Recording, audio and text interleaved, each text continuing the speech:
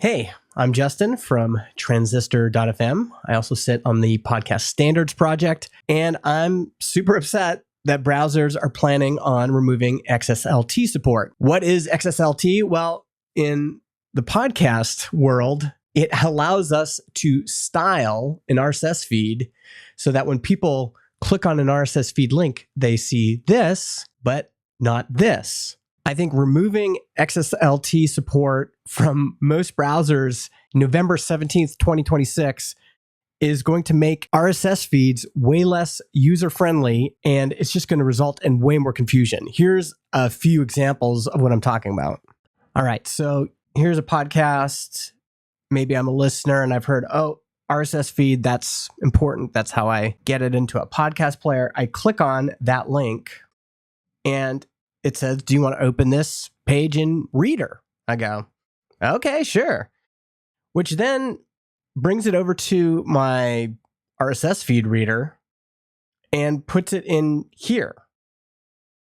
And there's no player. And now I'm really confused as a listener. Like, what's going on here?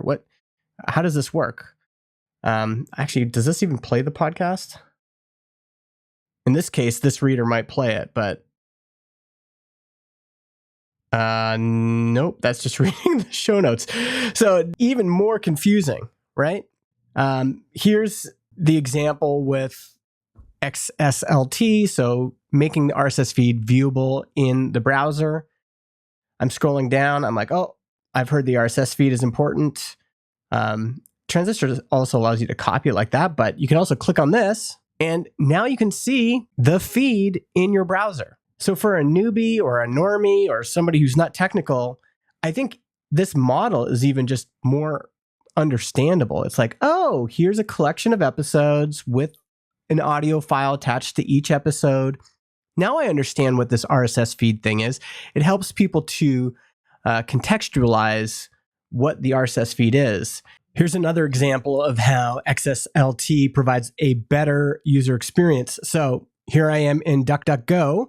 I go, I want to access the RSS feed. I click that, and it prompts me to download it, to save it to my files. Could you see how this could be confusing to somebody who's trying to figure out what an RSS feed is or how they listen to this podcast?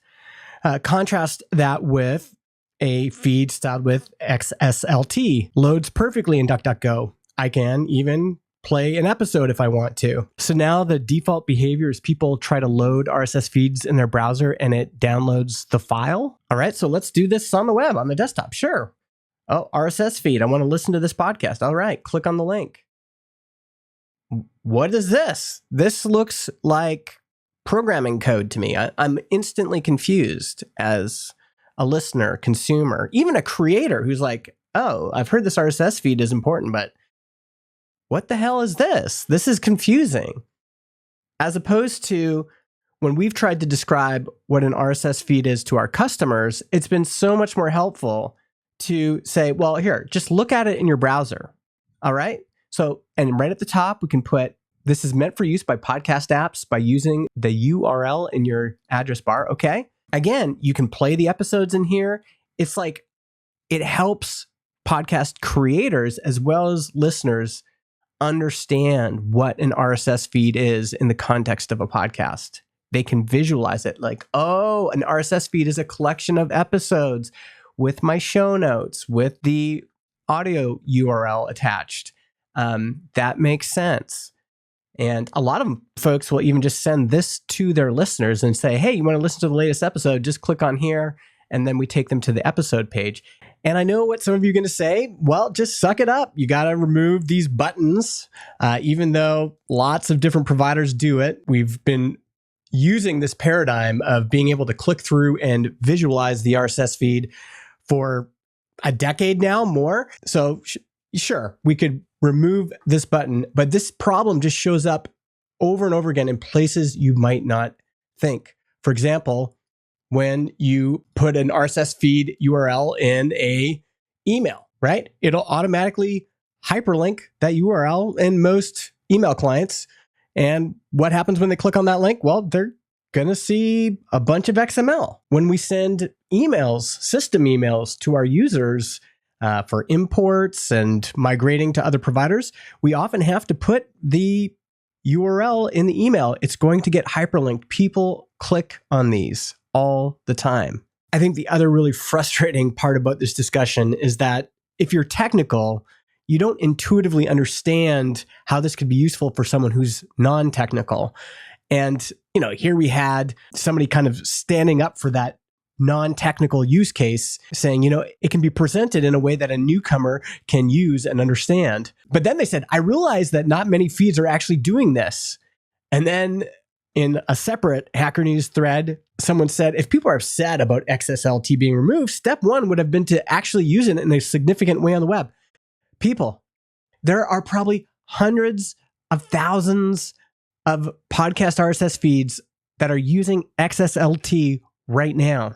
I mean, we can do the math on this. We can look at all of the RSS hosting domains and then see which of those support XSLT. And that's 521,000 feeds at least from my research that support XSLT. And how many just regular consumers are clicking on those feeds and going, oh, it's a podcast, and listening in their browser?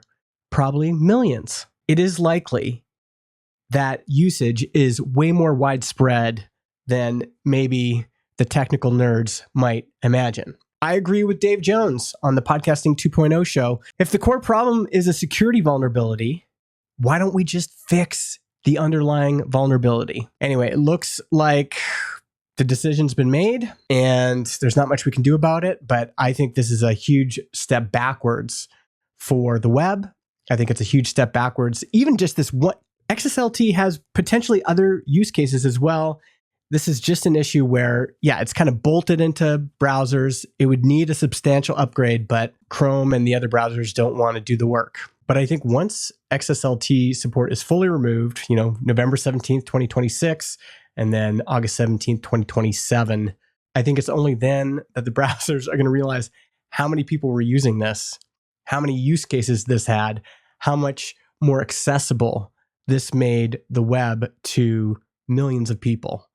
And I think it's a shame that it's been removed without more consultation.